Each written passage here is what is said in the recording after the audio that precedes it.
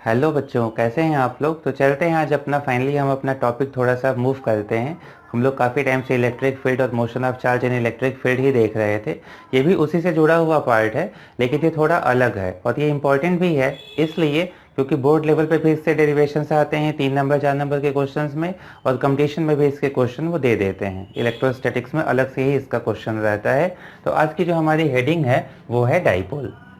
ठीक है, डाइपोल को पहले हम समझेंगे कि डाइपोल हमारी लाइफ में कब मिलते हैं, कैसे मिलते हैं, और फिर इसका डाइपोल मोमेंट हम लोग निकालेंगे कि उसको निकालने की ज़रूरत क्यों पड़ी थी।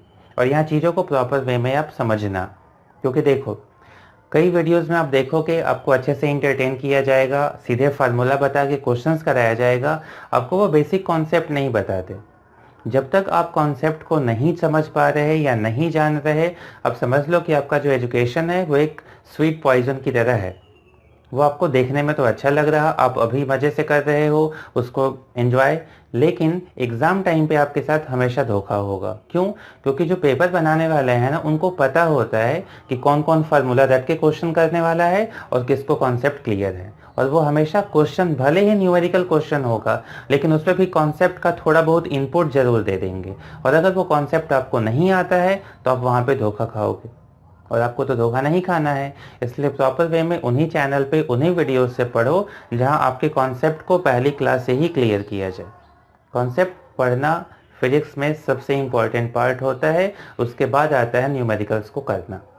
ठीक है, डाइपोल में कोई ऐसे भयानक कॉन्सेप्ट नहीं है। देखो, मान लो एक ऐसे नॉर्मल स्टोरी की तरह कि कहीं पे सेंटर पे एक प्लस चार्ज था, इसके चारों ओर स्फेरिकल फॉर्म में माइनस क्यू चार्ज था, और ये अपनी दुनिया में अपने में खुश थे, और बाहर की हमारी दुनिया को भी इनसे कोई एतराज़ नहीं था। क्यों?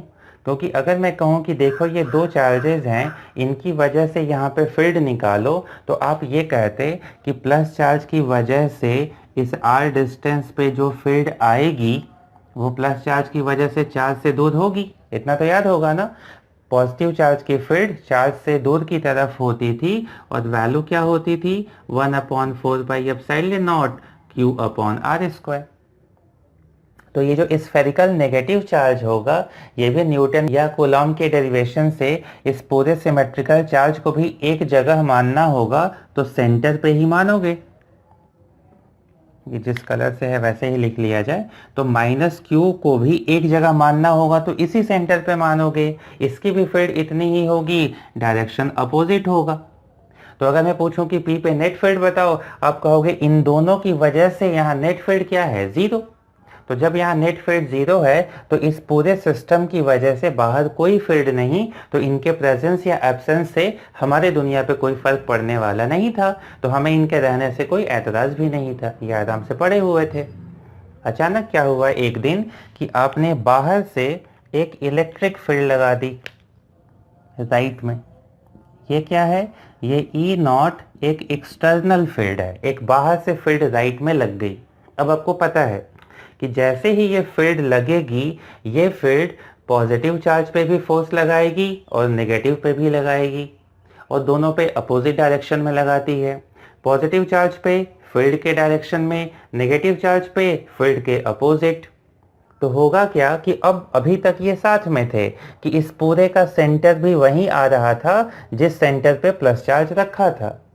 लेकिन अब क्या होगा कि ये पूरा नेगेटिव चार्ज, इसको भूल जाओ, ये सिर्फ नेगेटिव चार्ज फील्ड के अपोजिट फोर्स की वजह से थोड़ा सा इधर शिफ्ट हो जाएगा, यानी सेंटर से इधर आ जाएगा। कौन सा चार्ज? Negative charge. तो ये मेरे साथ में आप ये भी डायग्राम अगर बनाना होगा तो बना लेना। पॉजिटिव चार्ज पे किधर फोर्स लगता है? फील्ड की तरफ। तो ये सेंटर से थोड़ा सा आगे चला जाएगा, यानी यहाँ पे आ गया। ये प्लस क्यू यहाँ, और नेगेटिव वाले का सेंटर है यहाँ। तो अब अगर मैं कहूँ कि इस पी पॉइंट पे बाहरी फील्ड को छोड़ दो, बाहरी फील्ड की वजह से ये चीज़ हो गई, दुर्घटना होने के बाद अब मैं कहूँ कि इसकी वजह से पी पे फील्ड निकालो, तो क्या अभी भी पी की फील्ड जीरो होगी? अब तो नहीं होगी। क्यों? क्योंकि नेगेटिव चार्ज का जो सेंटर है वो पॉजिटिव चार्ज के पॉइंट वाले लोकेशन पे नहीं है। तो हमें क्या मिला? चूंकि फील्ड की वजह से ये आगे पीछे थोड़ा हुए हैं, लेकिन ये जो शिफ्टिंग हुई है ना, ये शिफ्टिंग की डिस्टेंस जो है ये काफ़ी कम होती है, तो फर्क थोड़ा ही पड़ेगा। लेकिन इतना तो गारंटेड है कि पहले की तरह अब फील्ड जीरो तो नहीं है, कुछ ना कुछ तो फील्ड होगी, क्योंकि प्लस वाले के पास हो, माइनस वाले से दूर हो, तो कहीं ना कहीं कुछ ना कुछ फील्ड की वैल्यू आएगी।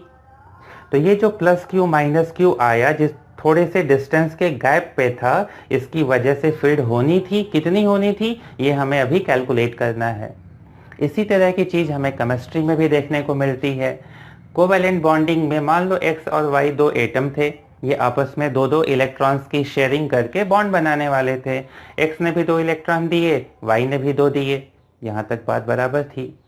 दोनों ने शेयरिंग की, चारों इलेक्ट्रॉन को कहे कि चारों के काम पड़ने पे तुम भी लो, काम पड़ेगा तो हम भी लें, वहाँ तक भी ठीक था। लेकिन y कहने लगा कि मेरे न्यूक्लियस में ज़्यादा प्रोटॉन है, उनके अंदर इन इलेक्ट्रॉनों को देख के ज़्यादा इच्छाएं जाग रही हैं, अब मैं इसको थोड़ा ज़्यादा अपनी ओर खींचूंगा। और y अगर इसको ज़्यादा अपनी ओर शिफ्ट कर लेता है तो ये बिल्कुल बीच में ना हो के अगर y की तरफ हो जाते हैं तो y वाले पे कैसा चार्ज आ जाता है, नेगेटिव। ये इधर शिफ्ट हो गया, एग्जैक्ट बीच में नहीं है, तो y वाले पे आ गया नेगेटिव और x वाले पे कैसा आ गया, पॉजिटिव। अच्छा ये बताओ, इस पूरे मॉलिक्यूल पे क्या कोई बाहर से हमने चार्ज दिया, नहीं, ओवरऑल तो ये न्यूट्रल था। तो जितना इस पे नेगेटिव आया होगा उतना ही इस पे पॉजिटिव आया होगा।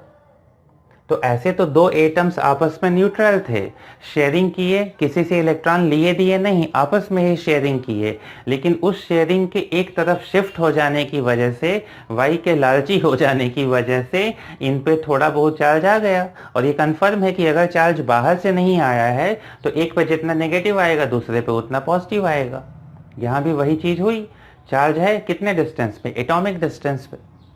तो काफ़ी छोटे डिस्टेंस पे, काफ़ी स्मॉल डिस्टेंस पे अगर एक नेगेटिव और एक पॉजिटिव चार्ज हो जिनके वैल्यू सेम हो, +2 -2 +5 -5, तो ये जो सिस्टम बना, इसी सिस्टम को क्या कहा गया, डाइपोल। ये चीज़ क्लियर हो गई कि डाइपोल क्या है, ऐसा सिस्टम जिसमें कि एक नेगेटिव चार्ज हो, एक पॉजिटिव चार्ज हो, उनके चार्ज के अमाउंट सेम हो और उनके बीच क्या हो, थोड़ी सी डिस्टेंस हो, एक ही जगह ना रखे हों और काफ़ी दूर भी ना रखे हों, उनके बीच की डिस्टेंस काफ़ी शॉर्ट हो। तो ये क्या है, हमारा डाइपोल है। अब अगर ऐसा सिस्टम होगा तो इसकी वजह से फील्ड कैसे निकाली जाएगी, क्योंकि अभी तो हमें पी पे फील्ड निकालना है ना, तो वो पी पे फील्ड निकालने वाली चीज़ मैं आपको अगले वाले पार्ट में बता रहा हूँ। लेकिन उसके पहले एक चीज़ और समझ लो, अगर ये ऐसे ही रह जाते, ऐसे रहे नहीं, आपको पता है कि ये शिफ्ट हो चुके हैं, अगर ऐसे ही रह जाते तो इस पूरे सिस्टम पे इस इलेक्ट्रिक फील्ड की वजह से जो फोर्स लगता, वो फोर्स, नेट फोर्स की अगर मैं बात करूं तो नेट फोर्स जीरो कहते, क्योंकि जितना प्लस क्यू पे लगता है राइट में उतना माइनस क्यू पे लेफ्ट में। लेकिन अगर यहाँ देखोगे तो यहाँ की तो दोनों की जगह अलग अलग है ना, प्लस क्यू पे लगने वाला फोर्स किसी और जगह लग रहा, माइनस क्यू पे लगने वाला फोर्स किसी और जगह लग रहा। तो अभी भी ये फोर्स की वैल्यू सेम है, वैल्यू सेम होती है तो नेट अभी भी जीरो आएगा। लेकिन अगर इनके लाइन ऑफ एक्शन अलग अलग हो जाएं, प्लस वाला फोर्स ऊपर से जाने लगे, माइनस वाला फोर्स नीचे से जाने लगे, तो ऐसे केस में ये एक कपल बनाते हैं और कपल क्या लगा देता है, टॉर्क। तो बाहरी फील्ड में इस सिस्टम पे कुछ नहीं लग रहा था, जबकि डाइपोल को बाहरी सिस्टम में रखोगे तो इस पे टॉर्क लग सकता है। कब, जब प्लस और माइनस चार्ज के फोर्स की लाइन अलग अलग जाने लगे। तो हम दो चीज़ें पढ़ेंगे, पहला डाइपोल की वजह से बाहर फील्ड कितनी होगी, इसको भूल जाओ, इसकी वजह से बाहर फील्ड क्या होगी। और बाहर क्यों फील्ड निकालनी पड़ी, क्योंकि दोनों की लोकेशन अलग अलग हो चुकी है। इसको हम पढ़ेंगे पहले पार्ट में। दूसरे पार्ट में ये पढ़ेंगे कि अगर इसको बाहरी फील्ड में रखते हैं तो इसका क्या होता है, यानी पहले उसकी वजह से फील्ड निकालना और अगले पार्ट में बाहरी फील्ड में इसको रखे जाएंगे तो ये क्या करेगा या इसके साथ क्या होगा वो पढ़ेंगे। तो हमारे ये दो पार्ट होते हैं जो हमें डाइपोल में पढ़ना है। तो पहला पार्ट हम पढ़ना शुरू करते हैं, आप हेडिंग लिख लो, मैं आपको डेफिनेशन बाद में लिखवाऊंगा, पहले आप अपनी हेडिंग यही लिखो, electric field on the axis of dipole, electric field on the axis of dipole. तो चलो अब हेडिंग लिखो, electric field on the axis of dipole. लिख लिए हो तो देखो, एक माइनस क्यू और एक प्लस क्यू चार्ज था, ये दो चार्ज भी आप मान सकते हो अलग अलग, जिनके बीच की डिस्टेंस मैंने 2d ली है। कहीं कहीं ये डिस्टेंस l ली जाएगी, कहीं d भी ली जाएगी। हम लोग अपने इक्वेशंस को सिंप्लीफाई करने के लिए 2d ले लिए हैं, ठीक है। और इसके मिड पॉइंट से, सेंटर से r डिस्टेंस पे एक पॉइंट है P, और हमें इलेक्ट्रिक फील्ड निकालना है किस पे, P पॉइंट पे। तो अगर मैं कहूँ कि P पॉइंट पे कितनी फील्ड्स होंगी, तो आपको पता है कि दो चार्ज होंगे तो ऐसे दो फील्ड अलग अलग आएंगी, उन दोनों का हमें नेट निकालना पड़ेगा। अगर मैं कहूँ कि पॉजिटिव चार्ज की फील्ड यहाँ किधर होगी, तो पॉजिटिव चार्ज की फील्ड होती है अवे फ्रॉम द चार्ज, तो आप कह दोगे इधर राइट में कौन सा, E+। नेगेटिव चार्ज की फील्ड, क्योंकि सब के सब इसी लाइन पे हैं, इसी की एक्सिस पे निकाल रहे हो, नेगेटिव चार्ज की फील्ड किधर होगी, तो ये चार्ज की तरफ होती है, तो ये लेफ्ट में हो गई कौन सी, E-। वैल्यू कितनी कितनी होगी, तो देखो पूरा 2d था, ये मिड पॉइंट है, तो ये इंडिविजुअली भी dd हुए, हाफ हाफ, इसलिए मैंने इसको 2d लिया था कि हाफ करने पे d रहे। अगर आप इसको d लोगे तो ये d/2 हर जगह d/2 लिखना पड़ेगा, l लोगे l/2 लिखना पड़ेगा। तो आप डबल लोगे, आपको नीचे जो इक्विलाइंस लिखनी है उसमें थोड़ा आपके लिए इजी रहेगा, ठीक है। अब प्लस वाले चार्ज से डिस्टेंस किसकी कितनी होगी, P पॉइंट की, तो R में से ये D माइनस कर दो, ये मिल जाएगा। तो कह सकते हो, पहले मैं कहूँगा कि EP क्या होगा, तो आप कहोगे E+ माइनस E-। इसमें से इसकी फील्ड को घटा दो, क्योंकि दोनों अपोजिट डायरेक्शन में है, हमें P पॉइंट की नेट फील्ड मिल जाएगी। मैं कहूँगा दोनों की वैल्यू लिखो, माइनस आप कर चुके हो ना, तो अब सिर्फ वैल्यू लिखनी है। क्यों, क्योंकि डायरेक्शन तो हम ऑलरेडी शो करके उसको माइनस लिख ही चुके हैं। हमें तो दोनों का सम करना था कि नेट फील्ड निकालनी है, लेकिन नेट में आपने यहाँ माइनस क्यों लिखा, इसलिए लिखा क्योंकि एक राइट में थी दूसरी लेफ्ट में थी। तो अब इनकी वैल्यूज लिखो, प्लस वाले की वैल्यू क्या होगी, 1/4πε0 Q अपॉन ये वाली डिस्टेंस कितनी, r-d का स्क्वायर, माइनस साइन, नेगेटिव वाले चार्ज की वजह से यहाँ पे फील्ड, तो क्या हो गया 1/4πε0 चार्ज Q। ये ध्यान देना, जब हम डायरेक्शन दिखा चुके होते हैं तो वैल्यू लिखते समय, क्योंकि ये वेक्टर फॉर्म नहीं है, डायरेक्शन दिखा चुके हो तो वैल्यू लिखते समय चार्ज में साइन नहीं लिखते थे, न फोर्स में न फील्ड में, याद है। तो यहाँ भी ये याद रखना, वरना आगे आपसे मिस्टेक हो जाएगी कि जब भी डिफरेंस ले रहे होगे तो माइनस क्यू वाले केस में भी यहाँ क्यू ही लिखोगे, माइनस क्यू नहीं लिखोगे। माइनस साइन का काम यहाँ डायरेक्शन दिखा के खत्म हो चुका है। अब मैं कहूँ कि यहाँ से डिस्टेंस बताओ, तो यहाँ तक r था, r में ये d ऐड कर दो, तो यहाँ से p की डिस्टेंस मिल जाएगी, यानी ये कितना है, r+d का स्क्वायर। इसी को हमें सॉल्व करना है। q अपॉन 4πε0 कॉमन हुआ, यहाँ आया 1/r माइनस डी का स्क्वायर और माइनस 1/r प्लस डी का स्क्वायर। इसको नोट कर लो फटाफट आप लोग, ये इधर ऊपर ये उधर जाएगा और नीचे दोनों को मल्टीप्लाई करके सॉल्व कर लेंगे, ठीक है।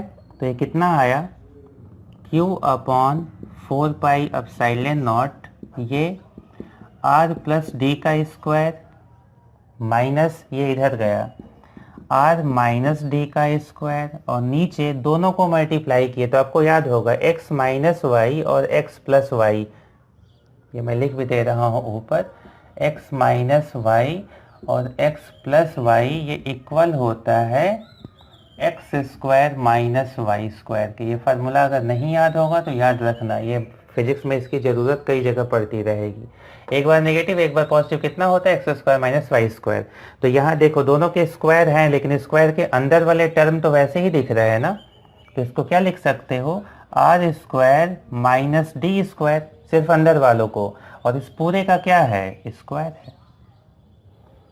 तो ये डायग्राम बना के ये फटाफट नोट कर लो पॉज करके।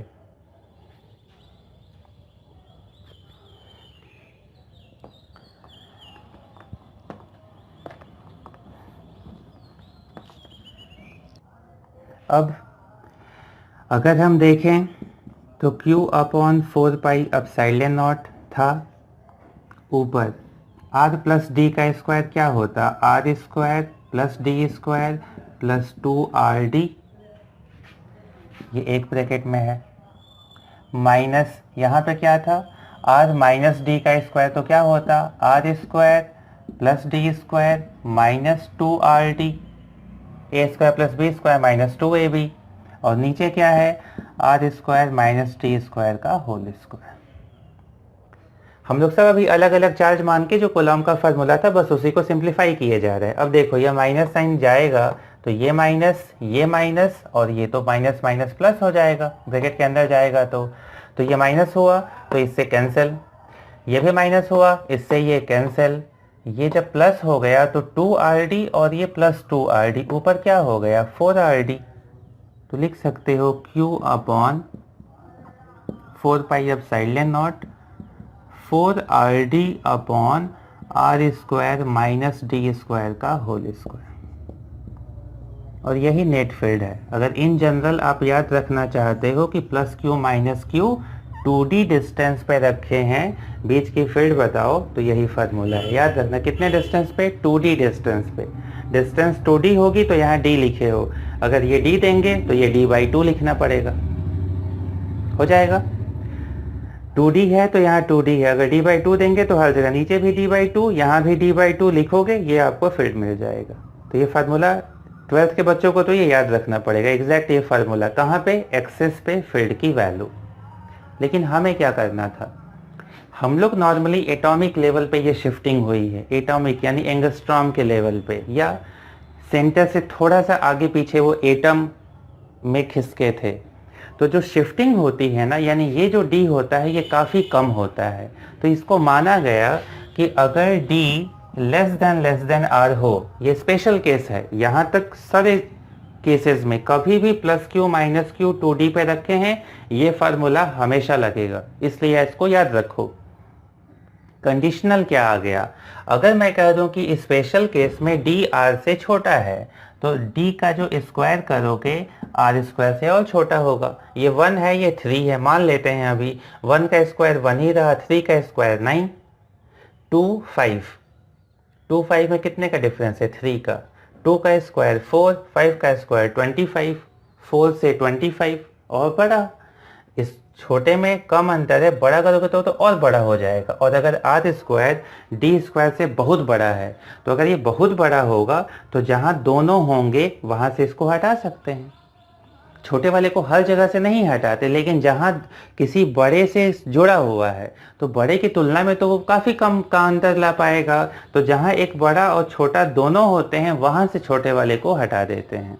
कब, जब प्लस या माइनस से या तो जुड़े हों या घटाए गए हों, तो हम कह सकते हैं कि इफ़, अब ये पॉइंट करके लिखोगे कि if D is less than R then D square can be removed, और अगर ये हट जाएगा तो हमें क्या मिलेगा, 1/4 एप्सिलॉन नॉट 4RD, ये Q है ना Q, या चलो अगर 1 लिखे हो तो Q यहीं पे लिख देते हैं, into Q into 4RD upon D square हटा तो R स्क्वायर का स्क्वायर यानी R⁴। अगर एक R से एक R कैंसिल करा दो तो अब मैं फाइनल वैल्यू लिख रहा 1/4 epsilon not 4QD upon R³, और ये फील्ड किधर है, डायरेक्शन किधर है, तो याद रखो ये वैल्यू पॉजिटिव आई है। हमने किसको पहले लिया था, ऊपर जाके देखो कॉपी में, इसी को प्लस लिए थे, इसमें से इसको माइनस किए थे, ये माइनस ये, और कैसा आया है पॉजिटिव, तो पॉजिटिव आया है यानी जिसको आपने प्लस माना था उसी का डायरेक्शन होगा, और अगर ये माइनस आता तो उल्टा कर देते। तो हमने पॉजिटिव किसको माना था, राइट को, नेगेटिव किसको माने थे, लेफ्ट को, और नेट आंसर कैसा आया है पॉजिटिव, यानी इसका डायरेक्शन किधर है, राइट में। तो ये नेट फील्ड राइट में आई, इतनी आई इस कंडीशन के बाद, और अगर कंडीशन नहीं दी है तो ये फार्मूला है। तो आपको दोनों याद रखने होंगे, पहले ये बॉक्स वाला तो याद रखो ही, हम इसको बाद में समझेंगे। तो इतना आप नोट कर लो कि वैल्यू कितनी आई, 4QD अपॉन R³।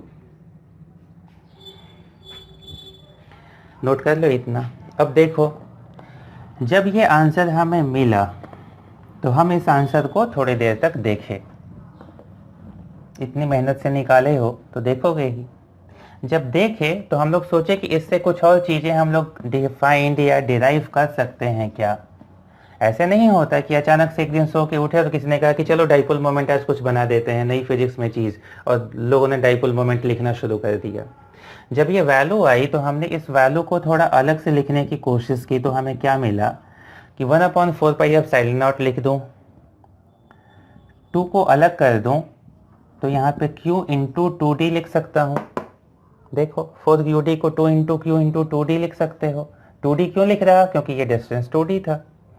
नीचे क्या है, तो नीचे है r का क्यूब। डायरेक्शन किधर है, राइट में। राइट को और मैं क्या कर सकता हूँ कि जो नेगेटिव चार्ज से पॉजिटिव चार्ज, अगर इन दोनों की बात करूं तो नेगेटिव चार्ज से पॉजिटिव चार्ज का डायरेक्शन भी किधर था, राइट में, और फील्ड भी किधर आई है, राइट में। समझो, ये भी राइट में और ये भी राइट था, ये दोनों सिमिलर थे। नेट फील्ड भी राइट में आई थी और location from negative to positive charge भी राइट ही था।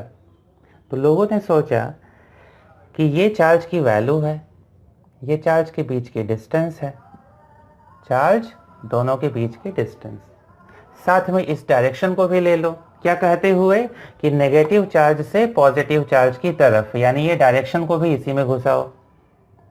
तो ये जो पूरी चीज मिली, इसी को उन्होंने क्या नाम दिया, डाइपोल मोमेंट। तो डाइपोल मोमेंट अचानक नहीं आया था, ये डेरिवेशन के बाद हमने डिफाइन करना शुरू किया। तो अब हम क्या कहेंगे कि अगर इस पूरे को विद डायरेक्शन अगर डाइपोल मोमेंट मानते हो तो इलेक्ट्रिक फील्ड का फार्मूला हो जाएगा 1/4 pi epsilon 2 into dipole moment, जिसको हम P से दिखाएंगे, अपॉन r क्यूब।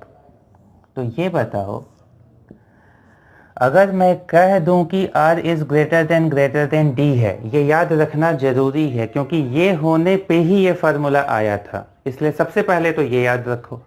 ये नहीं कहा जाएगा तो ऊपर वाले पे ही रह जाओगे जो बॉक्स में फार्मूला लिखे हो। लेकिन अगर ये कह दिया गया है तो ये पूरा डिराइव करके यहाँ तक निकालना आसान है, या मैं आपको P दे दूं तो 2p/r³ करना ज़्यादा आसान है।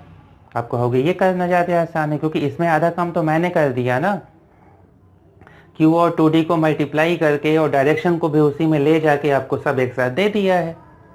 तो ये जो टर्म आया P, इसी को क्या कहा गया, डाइपोल मोमेंट। तो पहले आप इसके नीचे ये फार्मूला लिखो और इसके साथ लिखो where P is dipole moment, where P is dipole moment.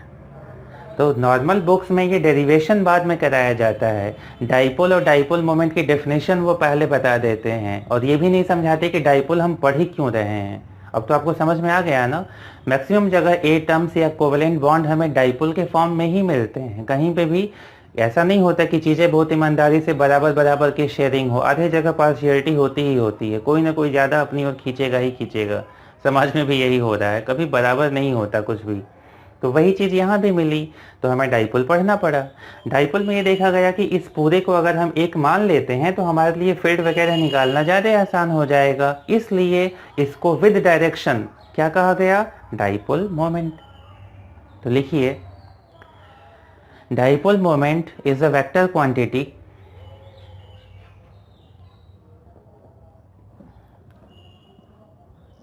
and its direction is from negative charge towards positive charge। Right में था ना, क्योंकि राइट में negative charge towards positive charge. Value कितनी है, तो charge into distance between charges. Dipole moment is equal to charge into distance between charges. अगर सिर्फ इतना कहेंगे तो हो सकता है कोई लड़का कंफ्यूज होके वो जैसे एक जगह में +2 दूँ, एक जगह -2 दूँ, यहाँ पे -2 लिख दे, हो सकता है। तो हम कहेंगे हमें चार्ज की सिर्फ वैल्यू लेनी है, +2 -2, प्लस माइनस मत देखो, बस 2 से मतलब है। तो इसलिए हम क्या करेंगे, इसमें मॉड लगा देंगे। मॉड में क्या होगा, +2 रहोगे तब भी 2 ही लिखोगे, -2 रहोगे तब भी 2 ही लिखोगे। तो चलो हमें चार्ज मिल गया, और मैं बड़ा करके लिख देता हूँ, हमें चार्ज मिल गया, चार्ज के बीच की डिस्टेंस मिल गई, और डायरेक्शन हम यहाँ अलग से लिखते थे, किधर से किधर, तो नेगेटिव टू पॉजिटिव। तो इसी को उन्होंने क्या किया कि वेक्टर फॉर्म में लिखना शुरू कर दिया, कि एक वेक्टर हम लेते हैं तो वेक्टर किधर होता है, फ्रॉम इनिशियल टू फाइनल। तो हम इनिशियल नेगेटिव को ले लें, फाइनल इसको ले लें, तो आई से एफ की तरफ हो जाएगा। तो इसको उन्होंने इसी पे वेक्टर बना के लिखना शुरू कर दिया, और इस वेक्टर का डायरेक्शन किधर होता है ये आपको दिमाग में याद रखना पड़ेगा। तो ये आपके डाइपोल मोमेंट का पहला फार्मूला है, कि डाइपोल मोमेंट हम निकालेंगे पहले P कितना होगा, चार्ज की वैल्यू, दोनों चार्ज के बीच के डिस्टेंस को वेक्टर फॉर्म में लो, ये वेक्टर का डायरेक्शन किधर होता है, from negative charge towards positive charge. हो गया, डायरेक्शन भी हो गई, वैल्यू भी हो गई। लेकिन कहीं कहीं यहाँ L देंगे तो L पे वेक्टर बनाओगे, D देंगे तो D पे वेक्टर बनाओगे। कहीं कहीं क्या करेंगे, वो L भी नहीं देंगे, D भी नहीं देंगे, वो कुछ नहीं देंगे। वो क्या कहेंगे कि इसकी पोजीशन R माइनस है, इसकी पोजीशन R प्लस है। यानी मैंने ये बीच की चीज़ें नहीं दी आपको, मैंने इन दोनों की पोजीशन आपको बता दी है। अब आप कंप्लीशन वाले एंगल की तरफ जा रहे हो, कि मैं D और 2D ना दे के इनके लोकेशंस बताया हूँ। ये R पे मत जाना, R तो यहाँ से P की डिस्टेंस थी, वो अलग है। इनकी अपनी लोकेशन है R प्लस और R माइनस, कि प्लस वाला चार्ज 1, 2, 3 पे रखा है, माइनस वाला चार्ज 0, 1, -1 पे रखा है, ऐसे कुछ बता देंगे। तो अब आपको तो खुद ये डायरेक्शन निकालना पड़ेगा ना। आपको याद है डायरेक्शन किधर होता था, नेगेटिव से पॉजिटिव, यानी ये हेड है, ये टेल है। तो जब भी हमें वेक्टर बनाना होता है तो वेक्टर क्या होता था, position of head minus position of tail. तो ये जो 2D लिखे हो, इसी को और आप क्या लिख सकते हो ब्रैकेट में, position of positive charge minus position of negative charge. ये है आपका डाइपोल का दूसरा फार्मूला। इसमें आपको डायरेक्शन अलग से बताना नहीं पड़ता है, लेकिन ये याद रखना पड़ेगा किधर से किधर, तो पॉजिटिव वाला पहले, नेगेटिव वाला बाद में, ये लिखना पड़ेगा। यहाँ तो बस वैल्यू लिखो, लेकिन यहाँ देखोगे प्लस वाले का लोकेशन पहले, माइनस वाले का बाद में। तो ये दोनों फार्मूले आप नोट कर लो। हो गया। तो अब हमारी प्रोसेस क्या होगी, अब अगर मैं आपसे कहूँगा कि डाइपोल की वजह से r डिस्टेंस पे फील्ड बताओ, तो आप पूरा डेरिवेशन नहीं करोगे। आपका पहला स्टेप होगा आप P निकालोगे, और सेकेंड स्टेप होगा सीधे लिख दोगे E = 1/4πε0 2p/r³। 2 लाइन में आपका काम हो जाएगा। डायरेक्शन किधर होगा, तो जिधर P है, जो P का डायरेक्शन है वही E का डायरेक्शन है, डायरेक्शन के साथ हमें मिल गई। तो ये ज़्यादा इजी था, इसलिए हम लोग इसी से काम करने लगे। लेकिन ये करने के लिए पहले क्या चाहिए, पहले P चाहिए। क्लियर है। नेक्स्ट अगला पॉइंट लिखिए, if in our system there are more than one dipole, जैसे मान लो कई 8 मॉलिक्यूल्स ऐसे ही हो, कोई मॉलिक्यूल एक्स एक्सिस पे हो, कोई वाई पे हो, सब रैंडम बिखरे हुए हैं, तो हमें कहूँ नेट डाइपोल मोमेंट बताओ। तो डाइपोल मोमेंट कैसी क्वांटिटी है, वेक्टर। मान लो पहले का डाइपोल मोमेंट P1 है, दूसरे का डाइपोल मोमेंट P2 है। मैं आपसे कहूँ कि P नेट बताओ, तो P नेट क्या होगा, तो वेक्टर फॉर्म में तो यही लिखोगे P1 + P2, लेकिन इसकी वैल्यू कितनी होगी, तो मॉड P नेट, ये कितना हो जाएगा, तो √P1² + P2² + 2P1 P2 cos theta. Theta क्या होगा, इन दोनों डाइपोल्स के बीच का एंगल। यानी जो वेक्टर एडिशन होता था वो डाइपोल एडिशन में भी यूज होगा, क्योंकि डाइपोल कैसी क्वांटिटी है, वेक्टर क्वांटिटी है। इसको नोट कर लो, इनको हम डाइपोल को वेक्टर फॉर्म में ही ऐड करेंगे। हो गया। नेक्स्ट पॉइंट नीचे लिख लो, SI unit of dipole moment is SI unit of dipole moment is coulomb into metre. Charge के लिए कूलॉम, डिस्टेंस के लिए मीटर। तो कूलॉम मीटर में कह तो रहा हूँ, लेकिन आपको पता है ना कि दोनों चार्जेस के बीच की डिस्टेंस बहुत ही कम होती है, तभी हम इसको डाइपोल की तरह ट्रीट करते हैं। बहुत ज़्यादा दूरी पर रखे होगे तो वही फार्मूला याद रखना, क्या था, 4QD upon R square minus D square का स्क्वायर होल स्क्वायर था, उसी से निकालोगे, दोनों को अलग अलग मानते हुए। कोई डाइपोल आइपोल नहीं मानोगे।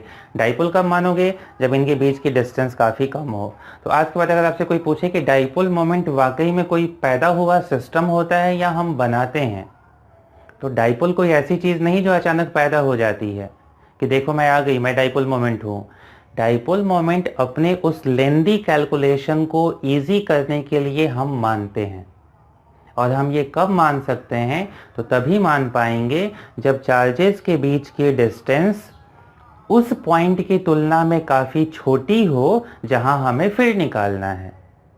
मान लो मैं कह दूं आपसे कि हमें दो चार्ज दिए गए हैं, एक माइनस एक प्लस, इनके बीच की डिस्टेंस है 2 एंगस्ट्रॉम। 2 एंगस्ट्रॉम सोच रहे हो काफ़ी कम है, लेकिन मैं आपसे कहूं कि यहाँ से 6 एंगस्ट्रॉम के डिस्टेंस पे फील्ड निकालो। ये 2 एंगस्ट्रॉम है और मैं 6 एंगस्ट्रॉम पे पूछ रहा, तो क्या इसकी तुलना में ये काफ़ी छोटा है? नहीं। तो छोटा होना एक रिलेटिव टर्म होता है, वैल्यू नहीं देखनी है। इसकी तुलना में ये छोटा होगा तो डाइपोल मानोगे, अदरवाइज यहाँ पे हम वही ऊपर वाले फार्मूले से कि इसका अलग फील्ड इसका अलग, दोनों का difference 4QD upon R square minus D square का होल स्क्वायर, उसी से निकालोगे। अभी डाइपोल नहीं मानेंगे। मैं आपसे कह दूं ये 2 एंगस्ट्रॉम है, मुझे 6 सेंटीमीटर पे निकालो, तो चलो एंगस्ट्रॉम की तुलना में सेंटीमीटर बहुत बड़ी डिस्टेंस हो गई। सेंटीमीटर ऐसे छोटा लग रहा है, लेकिन एंगस्ट्रॉम की तुलना में तो बहुत बड़ा है। अब आप डाइपोल इसको बना लो। तो हम इन दोनों को अलग अलग न लेके एक मानेंगे। फायदा देखो क्या है, ऐसे प्लस को अलग देखना था, माइनस को अलग देखना था।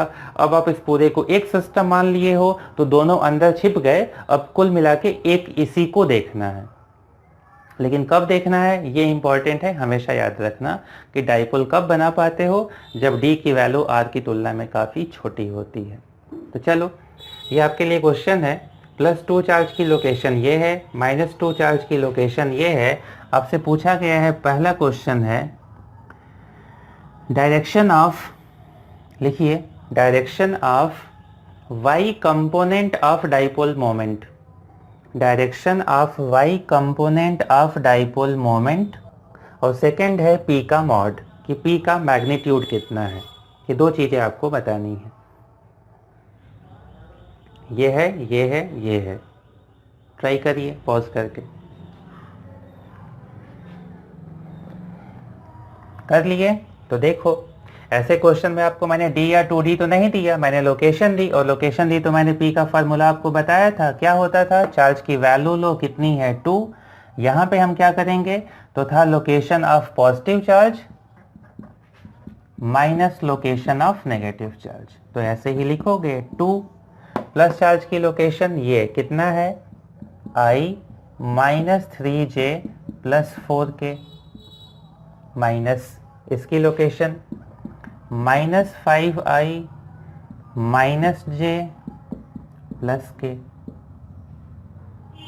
पॉजिटिव की लोकेशन माइनस नेगेटिव की लोकेशन। अब देखो ये डिफरेंस जाएगा तो पता है, ये नेगेटिव नेगेटिव, ये पॉजिटिव हो जाएगा, ये पॉजिटिव हो जाएगा, ये नेगेटिव हो जाएगा। तो चलो फटाफट बताओ, 2 क्या बचा, I प्लस 5I क्या हुआ 6I, 3J प्लस J, ये प्लस हुआ ना, तो 3J plus J minus 3J plus J कितना बचा, -2J, 4K minus K plus 3K, multiply कर दिए तो वैल्यू कितनी आ गई, 12I minus 4J plus 6K।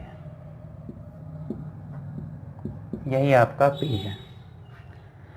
तो पहला क्वेश्चन था कि y कंपोनेंट किधर है, तो y कंपोनेंट होगा तो y एक्सिस पे ही, लेकिन y एक्सिस पे किधर है, +y या -y, तो किधर है, ये नेगेटिव साइन आया है ना।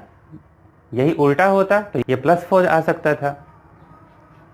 तो ये बता रहा कि ये किधर है, तो माइनस वाई एक्सिस की तरफ, यानी डाइपोल मोमेंट का वाई कंपोनेंट ऊपर नहीं है, कहाँ है, नीचे है। ये पहला क्वेश्चन। दूसरा, अगर मैं आपसे कह रहा कि इसका मैग्नीट्यूड बताओ, मान लो मैं सिर्फ आपसे मैग्नीट्यूड ही पूछा होता, तो यहीं पे देख लो, इसका मैग्नीट्यूड निकालना है तो 2 तो बाहर ही रह गया, इसका मैग्नीट्यूड क्या होगा, तो अंडर रूट ऑफ एक्स का स्क्वायर प्लस वाई का स्क्वायर प्लस जेड का स्क्वायर, यही होता है। 6 का स्क्वायर 36, 2 का स्क्वायर 4, 3 का स्क्वायर 9। वेक्टर पढ़े हो के तो देखो, वेक्टर्स में कुछ पेयर आप याद रखा करो, जैसे 3 4 का पाइथागोरस 5 होता है, ये पता है। 12 और 5 का 13 होता है, ऐसे याद रखा करो कि इनको सीधे आप यूज कर लोगे, तो 3 वाले में याद रखा करो। 6 2 और 3 का अगर पेयर दिया है और तीनों का स्क्वायर करके ऐड करना है, तो 36 प्लस 4 प्लस 9 49 होगा। 49 का रूट क्या आ जाता है, 7, तो ये 2 इंटू 7, यहीं पे लिख लेते हैं 2 इंटू 7 कितना आया, 14। अगर कूलम और मीटर में होगा, इन्होंने दिया नहीं था, ये तो कूलम में था, अगर डिस्टेंस मीटर में होगी तो कूलम मीटर होगा। तो ये पहला क्वेश्चन का आंसर कि नेगेटिव वाई एक्सेस, ये नेगेटिव साइन है और ये इसकी वैल्यू हो गई, इसको नोट कर लो।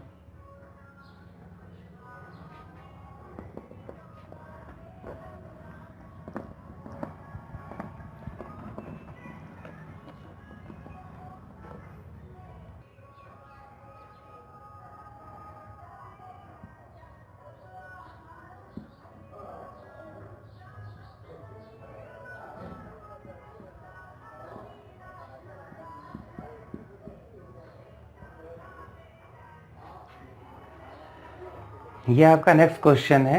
एक्स एक्सिस पे, वाई एक्सिस पे ऐसे हमें लोकेशन दिया गया है, ये 0,0, ये D,0 है, D,0, ये है 0,2D। वाई एक्सिस पे हो ना, तो एक्स कोऑर्डिनेट 0 है, वाई कोऑर्डिनेट 2D, यानी ये डिस्टेंस कितनी है, 2D। डायग्राम में आपको सिमिलर लग रही होगी, ऊपर बोर्ड बना नहीं सकते थे, लेकिन ये 2D है और ये D है। आप इसको थोड़ा पास बनाना, इसको थोड़ा ऊपर बनाना अपने कॉपी में। यहाँ पे प्लस क्यू, यहाँ पे प्लस 2Q और यहाँ पे माइनस 3Q, ये अलग अलग चार्जेस दिए गए हैं।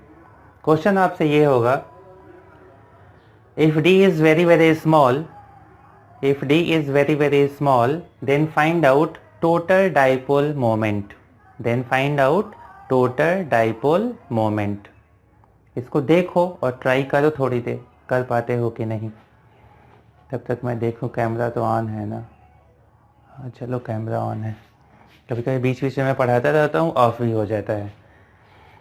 तो चलो, डाइपोल बनाने के लिए हमें क्या चाहिए, रेसिपी क्या है, तो एक नेगेटिव चार्ज, एक पॉजिटिव चार्ज, दोनों की वैल्यूज सेम हो और दोनों एक छोटे से डिस्टेंस पे रखे हों, रेसिपी बन जाएगी। तो डाइपोल तुम्हें और क्या देखना पड़ेगा ऊपर से, कि डायरेक्शन किधर होता है, from negative charge towards positive charge, बस इतनी ही तो रेसिपी है। खिचड़ी से भी जल्दी, मैगी से भी जल्दी कर सकते हो, डाइपोल बन जाएगा। तो चलो बनाते हैं। ये जो -3Q था, अगर मैं इसको कहूँ कि तुम 2 हिस्सों में डिवाइड हो जाओ, तो इसका मैं इधर ले लूँगा -Q और इधर ले लूँगा -2Q। टोटल अभी भी इस पॉइंट पे -3Q ही है, लेकिन मैंने उसको 2 पार्ट में अलग अलग यूज़ किया। ये -Q इस +Q के साथ एक डाइपोल बना लेगा और ये -2Q इस +2Q के साथ बना लेगा। ये मैं लिखा अलग अलग हूँ, ये बनेगा y एक्सिस पे, ये बनेगा x एक्सिस पे, यही होगा। तो देखो, x वाले का अगर मैं कहूँ कि px बताओ, तो पहले वैल्यू बताओ, वैल्यू क्या हुई, q into D, D distance पे थे, डायरेक्शन किधर है, राइट में, तो राइट यानी क्या लिख लो, i कैप। जहां भी वेक्टर आए, आप आई जे के का नहीं भी वो क्वेश्चन दिए हो, अपने मन से यूज कर लो यार, उसको क्या करना है। अगर आपकी चीजों को वो इजी कर सकता है, राइट लिखने से अच्छा है आई लिखना। राइट में 5 लेटर लिखोगे, आई में बस आई लिखना है। इवन राइट के अंदर भी आई आता है, तो राइट क्यों लिखे, सीधे आई लिख लो। ऊपर 2Q और ये गैप भी कितना था, 2D। तो अगर मैं कहूँ कि PY बताओ, तो आप लिखते 2Q इंटू 2D, और ये किस एक्सिस पे था, J पे, ऊपर की तरफ था। अब मैं अगर कहूँ कि P की नेट वैल्यू बताओ, तो नेट वैल्यू क्या होगी, QD और ये 4QD। तो लिख सकते हो QD I cap plus 4QD J cap. या मैं कहूँ कि QD को कॉमन ही ले लो ना, वेक्टर फॉर्म में जो चीज़ें कॉमन हो कॉमन ले लो बाहर, उससे अंदर स्क्वायर करना इजी हो जाता है। तो ये होगा I प्लस 4J। अब अगर मैं कहूँ कि इसका मैग्नीट्यूड बताओ, अब root of x square plus y square करके मैग्नीट्यूड भी निकाल लोगे। रूट ऑफ 1 का स्क्वायर प्लस 4 का स्क्वायर, रूट 16 प्लस 1 रूट 17 आएगा, क्यू डी इंटू रूट 17 उसकी वैल्यू हो गई। तो आप लोगों में कई बार तो सिर्फ डाइपोल मोमेंट निकालने को पूछ लेते हैं, तो ये डाइपोल आप ऐसे बना के निकाल सकते हो। ठीक है, तो आप इतने को पढ़ लो और आप समझ गए हो कि डाइपोल ही अगली क्लास भी चलेगी। अगली 2 क्लासें डाइपोल पे होंगी, तो अगली क्लास में मैं इसके आगे फर्दर पढ़ाऊंगा। अभी के लिए थैंक यू।